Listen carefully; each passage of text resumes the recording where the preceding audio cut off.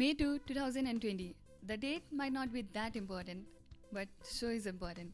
Good morning, everyone. Welcome to our first episode of Nepninja Podcast, and this is me, Bindu, your host throughout this session.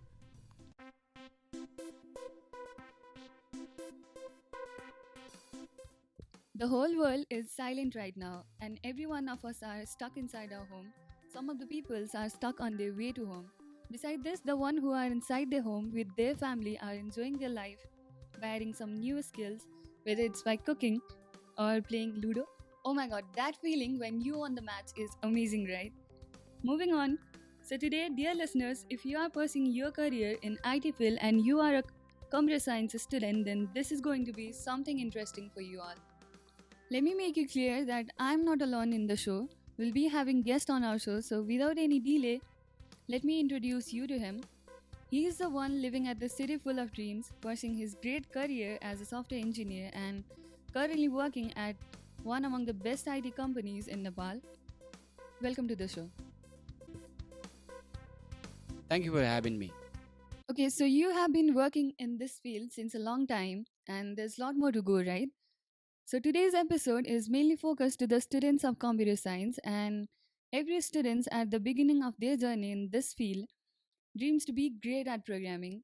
But at the starting phase, all this programming stuffs becomes too complicated.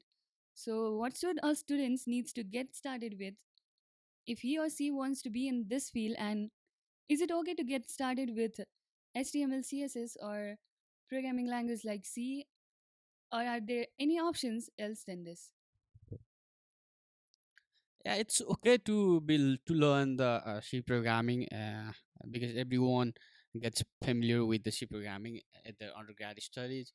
Uh, After that, you can choose any modern programming languages like JavaScript. Everyone have heard about those things: JavaScript, Kotlin, Java, something like that.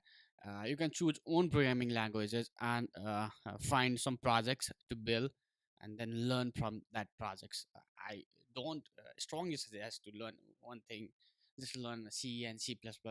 You can learn whatever you want, but learn one thing. That's my suggestion.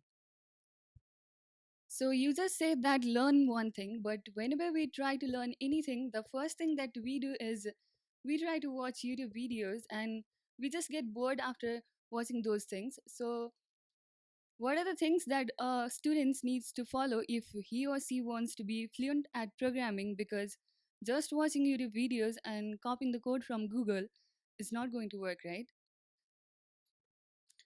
You Yeah, that is quite interesting questions. You cannot be fluent in a day. So you have heard about one phrase: the Rome was not built in a day. So programming also requires a lot of practices. There are some techniques you can follow to grasp in a better way, right?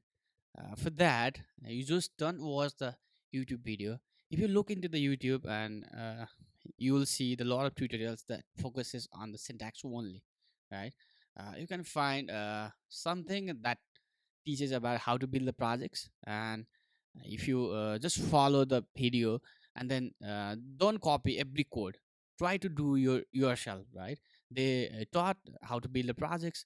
Then if you watch the video for a full series, then later on you can try to build your own projects, right? In that way it will be effective to learn new syntax, new projects. On that process, you will face a lot of problems, and you will try to reach and reach in the community, and you'll learn new things if you try to build yourself. So build something that you love. You mentioned that build a project that you love. When we try to do that, we'll definitely get stuck at certain point, right? So how can we find the solution?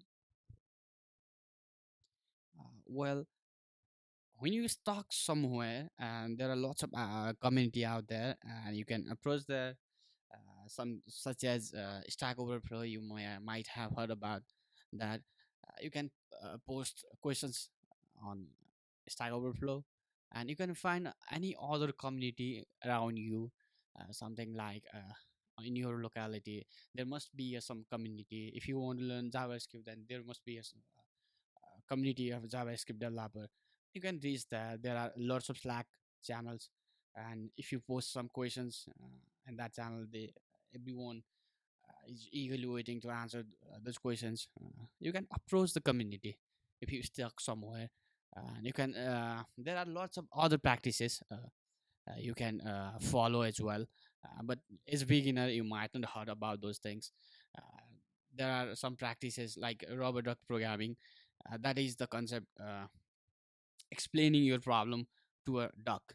So when you know what problems that has encountered in your program, then you can approach a solution, right?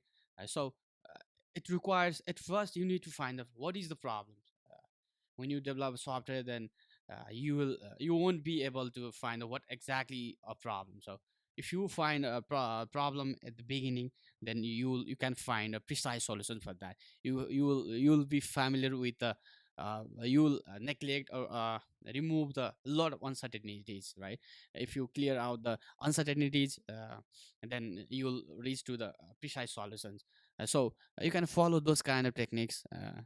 As you mentioned earlier, that we can't be fluent on programming within a day, so how can we do rigorous practice every day? That's a good question. There are a few online platforms for learning algorithms and programming. As I remember, there are HackerRank and Code Wars and Project Euler. They provide a set of questions as per your experience on a programming, and you can follow those problems and you can solve those problems every day. And if when you solve your problems, push your code into the GitHub.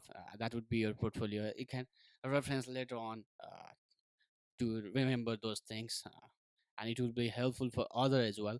So you can follow those kind of online platforms. You can practice a lot of questions. I think I have also tried solving problems on a code wars. They provide some really amazing problems, and you can enjoy if you love programming. Yeah, you will definitely enjoy those problems. So practice every day. Practice every day. You'll get familiar with those things. You'll be comfortable with those things, and that increases your motivation. That you will be driven on a programming. So, everyone, I should repeat that words again. If you want to be better at something, then you need to practice hard. Well, we have discussed earlier about picking up our interest. How can we relate our interest with programming, and how can we build the projects of our interest? As I have already mentioned about in picking up interest on a software development. It is a good way to learn these things. It's not about only software development. You can align those things with other areas as well. So when you align your interest with the software development, then you won't give up, and you will always get motivated to build something. If you are a music lover, then you'll get some ideas to build related to music. So you will be you will try to build some music app, or you will try to build something innovative. That's why I suggest everyone to pick interest over programming, and yeah, you'll love the way and you will enjoy your process. So, at the beginning, we might not know what our interest is. So, how can we pick a project? For those who haven't figured it out yet, what is your interest, then there are other approaches as well.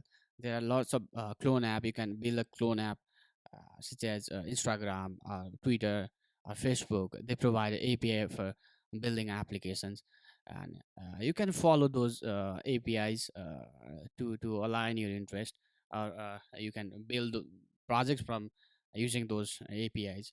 If you want to build backend services, or if you want to learn backend services, then you can follow. Okay, so now we are almost at the end, but I have a lot of questions coming in my mind. Let's just not make this too long. So, at the end, what are the three things that you want to suggest to the people who want to learn programming? That's a really tough questions. At the end, I would like to summarize those things. So first thing is that you need to solve problems every day, And if you cannot solve one problem at a day, then you can solve in 2 days, but you need to solve. You need to utilize your brain. Another thing is, do what you love, pick your interest, and choose the projects that you love. You will learn from that.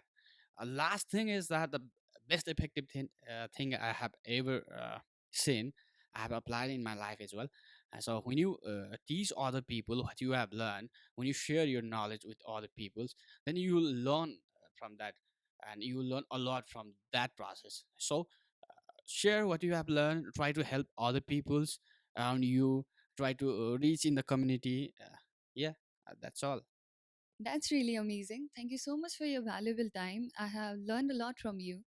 Thank you for inviting me, and I got an opportunity to share my experiences. And it's a great initiative to start a podcast, and yeah, that's really amazing.